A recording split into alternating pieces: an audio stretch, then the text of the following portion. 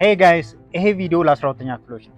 ባለፈው ለ12ኛ ክፍሎች ብዬ በሰራሁት ቪዲዮ ላይ ብዙዎቻችሁ ቪዲዮ እንደተመቻችሁና ተጨማሪ ቲፖችን ሼር እንዳደረጋችሁ ኢንቦክስ እያደረጋችሁልኝ ነበር።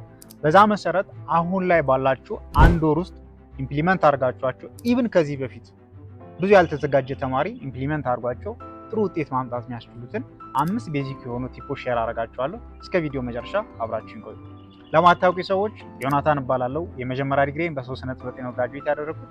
የማስተርስ ዲግሪን ደግሞ ስትሬት ፎር ነበር ያመጣሁት። የዋንጫ ተመራቂ ነበር። ይሄን ለምንድን ነው የምነግራችሁ? ብራግ ለማድረግ ፈልጌ አይደለም። እነኚህን አሁን ሼር ማድረጋችሁ 5 ስትራቴጂዎች ኢምፕሊመንት ካደረጋችኋቸው እናንተም ጥሩ ውጤት አምጥታችሁ ዩኒቨርሲቲ ጆይን ማድረግ እንደምትችሉ እንድትረዱ ከሚል አስፔክት ነው። አሁን ላይ ባላችሁ አጭር ጊዜ ውስጥ ኢምፕሊመንት ከምታደርጓቸው ቲፖች ወይም ስትራቴጂዎች የመጀመሪያው ኤኒ አክሽን ውስጥ ከመግባታችሁ በፊት ፖዚቲቭ የሆነ ማይንድሴት ይኖራችሁ።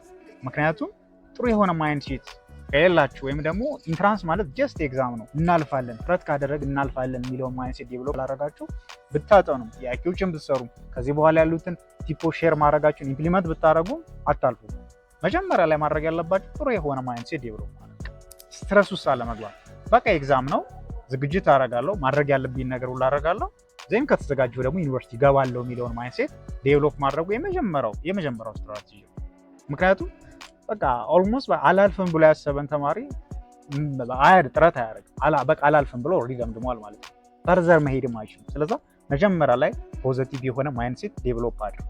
ፖዚቲቭ የሆነ ማይንድሴት ዴቨሎፕ አደረጋችሁ ስትረስ ምናምን አይኖርም። አክሽን ውስጥ ትገባላችሁ። አሁን የምንነግራችሁን ስትራቴጂዎች ኢምፕሊመንት አደረጋላችሁ። ሁለተኛው ማድረግ ያለባችሁ አሁን ባላችሁ አጭር ጊዜ ውስጥ ሰክሰስፉል ለመሆን ማድረግ ያለባችሁ ብዙ ጥያቄዎችን ስሩ። ጥያቄዎችን፣ ወርክሺቶችን መስራት ላይ ጊዜያችሁን በደንብ ኢንቨስት አድርጉ። ምክንያቱም ከመጀመሪያው ተነስታችሁ እስከ መጨረሻው ከዚህ በኋላ ለማንበብ ኦልሞስት ታይም የላችሁ። ታይም እስከሌላችሁ ድረስ ማድረግ ያለባችሁ ጥያቄዎችን መስራት ነው። ጥያቄዎችን ስትሰሩ ከእያንዳንዱ ቻፕተር ከእያንዳንዱ ቶፒክ የወጡ ጥያቄዎችን ነው የምትሰሩ። ስትሰሩ እዛ አካባቢ ላይ ያሉ ጥያቄዎችን አድሬስ ማድረግ ትችላላችሁ ማለት ነው። ስለዛ ሞር ጥያቄ መስራት፣ ሞር ኤክሰርሳይዝ ማድረግ፣ ሞር ወርክሺቶችን መስራት። ወርክሺት ደግሞ ስትሰሩ ጀስት በቃ አክቦ ማለፍ፣ መልሱን ብቻ አውቆ ማለፍ ሳይሆን እዛ አካባቢ ላይ የመጡ ጥያቄውን በስትክክል መረዳት። ለምሳሌ አንደኛ ጥያቄ ነው ብለን ብናስብ የሆነ ጥያቄ አለው። ከዛ በኋላ ቾይዞች አሉት፣ ኤቢሲዲ አለ። እዛ ኤቢሲዲ ውስጥ ኤ ምን ማለት እንደሆነ በስትክክል መረዳት፣ ቢ ምን ማለት እንደሆነ፣ ሲ እያንዳንዳቸውን ምን ማለት እንደሆነ መረዳት። ኤ ማለት ሌተሩን አይደለም፣ እዛ ኤ ቾይዝ ላይ የመጣው ኮንሴፕት ምን ማለት እንደሆነ በስትክክል እዛ አካባቢ ያሉ ነገሮችን እየሄዳችሁ ቼክ ማድረግ። ቢኮዝ ለምንድን ነው ይህን የምላችሁ? ዚስ ላስት ይር ቾይዝ ሆኖ የመጣው ጥያቄ ቾይዝ ላይ የተካተተው ነገር ዚስ ይር ጥያቄ ሆኖ ሊመጣ ይችላል። ቢ ላስት ይር በቃ መልስ ከሆነ መልስ ቾይዝ ላይ ሆኖ ከመጣ ዚስ ይር ጥያቄ ላይ ሊመጣ ይችላል። ስለዛ እያንዳንዳቸው ነገር እዛ አካባቢ ያሉ ነገሮችን አንደርስታንድ ለማድረግ ብዙ ጥያቄዎችን ስሩ። ጥያቄዎችን መስራት ምንድነው አድቫንቴጇ? የመጀመሪያው ሪኮል ማድረግ እንድትችሉ፣ ማስታወስ እንድትችሉ የት አካባቢ ጋፕ እንዳለባችሁና እነኛን ጋፖች ሄዳችሁ ማስተካከል እንድትችሉ ያግዛችኋል። የመጀመሪያው። ሁለተኛው ደግሞ ኢንትራንስ ፓተርኑ ባይዙ ተመሳሳይ ነው። ትረስት ነው። በቃ ተመሳሳይ ፓተርን ነው የሚከተሉት። ለምን? አንደኛ ኢንትራንስ ማለት ከዲፊኒሽኑ ብንረዳ በቃ አንድ ዩኒቨርሲቲ ጆይን ማድረግ ያለበት ተማሪ ምን ነገሮችን አንደርስታንድ ማድረግ አለበት የሚለው ነው ኦብጀክቲቭ። በቃ እኛ በስክል ባንረዳው ማለት ነው። ኦብጀክቲቭ ያ እስከሆነ ድረስ ደግሞ በቃ ኬሚስትሪ ላይ ለምሳሌ አንድ ተማሪ ማወቅ ያለበት ነገር ይታወቃል። እያንዳንዱ ቻፕተር ኦብጀክቲቭ አለ።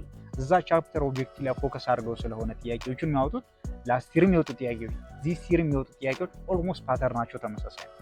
ይሄን ነገር ደግሞ ሪኮግናይዝ ማድረግ የምትችሉት ደጋግማችሁ ወርክሺቶችን ስትሰሩ፣ ላስት ይር የተፈተኗቸውን ከዛ በፊት የተፈተኗቸውን ወደ ኋላ እየሰራችሁ ስትሄዱ ፓተሩን ሪኮግናይዝ ታደርጉታላችሁ። ፕላስ ደግሞ የቴቱ ጋር ጋፕ እንዳለባችሁና የቴቱ ጋር ደግሞ በስትክክል እንደተረዳችሁት በስትክክል አንደርስታንድ ለማድረግ ትችላላችሁ ማለት ነው።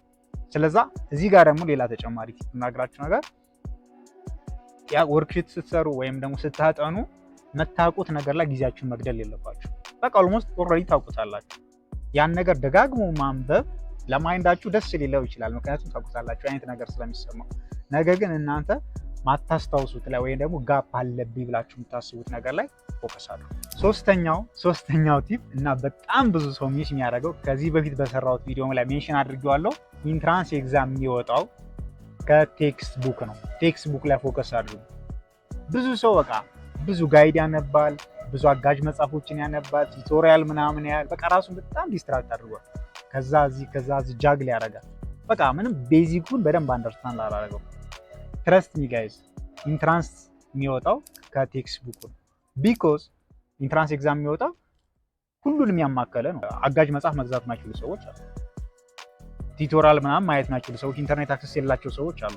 እነሱን ሁሉ ያማከለ ጥያቄ ስለሆነ የሚወጣው ቴክስት ቡክ ነው የሚወጣው። ሚኒስትሪ ኦፍ ኤጁኬሽን የሚያውቀው ቴክስት ቡክ ነው እንጂ ጋይዱን አይደለም። ኤኒ ጋይድ እኮ የሆነ አርቢትራሪ ፐርሰን ሊጽፈው ይችላል አይደለ? ዩቲዩብ ቱቶሪያል የሆነ ሰው ሊሰራው ይችላል። ስለዛ ፎከስ ማድረግ ያለባችሁና ትረስትድ የሆነው በሚኒስትሪ ኦፍ ኤጁኬሽን ትረስትድ የሆነው ቴክስት ቡክ ነው። ስለዛ በቃ ቴክስት ቡክ ላይ ፎከስ አድርጉ። የእናንተ ትልቅ ሪፈረንስ መሆን ያለበት ቴክስት ቡክ ነው። አራተኛው እና አብዛኛው ተማሪ በጣም ብዙ ታይሙን ኪል የሚያደርግበት ደግሞ ኖት ማዘጋጀት።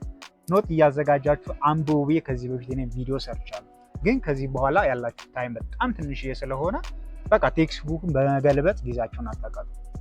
በቃ ማለት ከዚህ በኋላ ፎከስ ማድረግ ያለባችሁ ጊዜያችሁን ሴቭ የሚያደርጉና በትንሽ ጊዜ ውስጥ ብዙ ነገሮችን ኮንሱም ማድረግ የምትችሉባችሁ ብዙ ነገር ከበር ማድረግ የሚያስችላችሁን ስትራቴጂውን ፎሎ ማድረግ ያለባችሁ። በቃ እዛ ጋ ያለውን ነውር ኖት ስታዘጋጁ ጊዜያችሁን ነው የምትገዙ። ያን ኖት በምታዘጋጁበት ታይም ጥያቄዎችን ስሩ፣ ከሰዎቹ ጋር ዲስከስ አድርጉ፣ ስትራቴጂዎችን ተከተሉ። እንደዚህ አይነት ነገሮችን ተጠቀሙ እንጂ ከዚህ በኋላ በቃ ይሄ መጽሐፋችሁን በመገልበጥ ኖት በማዘጋጀት አጤራ በማዘጋጀት ጊዜያችሁን አትግደሉ። ቢኮዝ ያላችሁ ጊዜ አጭር ስለሆነ። አምስተኛውና የመጨረሻው እና በጣም ብዙ ሰው ሰክሰስፉል የሚሆንበት እኔም ፐርሰናሊ አስረኛ ክፍልም 12ኛ ክፍልም ስፈተን በጣም ኢፌክቲቭ የሆንኩበት በተለይ ደግሞ 12ኛ ክፍል ኢፌክቲቭ የሆንኩበት ስትራቴጂ ሃይ ሪተርን ያላቸው ሰብጀክቱ ላይ ፎከስ ማድረግ። ይህ ምን ማለት ነው? ለምሳሌ ሌትስ ሴይ ፊዚክስ የሚከብዳችሁ ከሆነ ከዚህ በኋላ ፊዚክስ ላይ ሙጭጭ ብላችሁ ፊዚክስን 15 ጊዜ ኤክሰርሳይዝ ከምታደርጉ ፊዚክስን በቃ የተወሰነ ታይም ትሰጡትና በደንብ መስራት የምትችሏቸው ሰብጀክቶች ላይ ፎከስ ማድረግ። ለምሳሌ ፊዚክስ አንድ ተማሪ በጣም እየከበደው ባዮሎጂ ግን በጣም ቀላል ከሆነ ባዮሎጂን በደንብ አድምቶ ካነበበ በባዮሎጂ ማንን ኮምፐንሴት ማድረግ ይችላል? ፊዚክስን ኮምፐንሴት ማድረግ ይችላል። ስለዛ ሃይ ሪተርኒንግ የሆኑ ለእናንተ ለእያንዳንዱ ሰው ሃይ ሪተርኒንግ ሰብጀክቶች ይለያያሉ። ለእናንተ ስትሰሩት በጣም ቀላል የሆነና በእርግጠኝነት ጥሩ ውጤት እንደምታመጡበት እርግጠኛ የሆናችሁበት ሰብጀክት ላይ በደንብ ታይም ወስዳችሁ እዛ ጋር ስሩ። ምክንያቱም የ12ኛ ክፍልና የ10ኛ ክፍል ይለያያል። ባይዙ እኛም ስንፈተን የ10ኛ ክፍል ኤቢሲዲ ተብሎ ነበር የሚሰጠው። በተለይ እንግሊሽ፣ ማትስ እና አንድ ሰብጀክት አለ ሲቪክስ አይ ቲንክ ሶስቱ ማለት ሁለቱ አይ ቲንክ እርግጠኛ አይደለሁም ረሳሁት። እነኛ ሚስ ማድረግ ማንችላቸው ነበሩ። በቃ ሁለት ሰብጀክት ከሌሎቹ መጣል ትችላላችሁ። ማትስ እና እንግሊሽ ግን ምንም ማስወጣት አትችሉም፣ ግዴታ ነበሩ። ስለዛ ቢከብዳችሁ ማትስ እና እንግሊሽ የግድ ይገባል ኤቢሲዲ ተብሎ ስለሆነ የሚሰጠው። 12ኛ ክፍል ግን የሚያዘው ድምሩ ነው። ድምሩ ማለፊያውን ካመጣላችሁ ለምን አንደኛው ሰብጀክት ላይ 10 ምናምን አታመጡም? ሌላ ሰብጀክት ላይ 90 ምናምን እስካመጣችሁ ድረስ ያን ድምሩ እስከሞላላችሁ ድረስ ችግር የለውም ለ12ኛ ክፍል ለኢንትራንስ ኤግዛም። ስለዛ እናንተ ፎከስ የምታደርጉት በጣም ኢነርጂያችሁን ድሬን የሚያደርግ ሰብጀክት ላይ ሳይሆን በቃ ኢዚሊ አንብባችሁት አንደርስታንድ አድርጋችሁት ኮንሴፕቱን ተረድታችሁት ጥሩ ውጤት ማምጣት የሚያስችላችሁ ሰብጀክቱ ላይ ፎከስ ብታደርጉ ከዚህ በኋላ ያላችሁን አንድ ወር በትክክል መጠቀም ትችላላችሁ። እነኚህን 5ቱን ስትራቴጂዎች በትክክል ኢምፕሊመንት የምታደርጉ ከሆነ ትረስት ሚ ከዚህ በፊት ራሱ በጣም ጥሩ የሆነ ዝግጅት ራሱ ባይኖራችሁ ጥሩ ውጤት አምጥታችሁ ዩኒቨርሲቲ ጆይን ማድረግ ትችላላችሁ። እነኚህን ቲፖች ጋይስ እውነት በጣም ትረስት አድርጉኝና በትክክል ኢምፕሊመንት አድርጓል። ነገር ግን ተጨማሪ ነገር ለምሳሌ ወርክሺት ምናምን ከሌላችሁ ሰፖርት እንድናረጋችሁ የምትፈልጉ ከሆነ ታች ዲስክሪፕሽን ላይ በምናስቀምጥላችሁ ሊንክ ሬጂስተር አድርጉና ሪኩዌስት አድርጉ። እኛም ፎር ፍሪ ወርክሺቶችን ሼር እናደርጋችኋለን። እነኛ ወርክሺቶች በደንብ ታይም ተወስዶባቸው እኔ ፐርሰናሊ ኢንቮልቭድ ሆኜባቸው ያዘጋጀናቸው ወርክሺቶች ናቸው።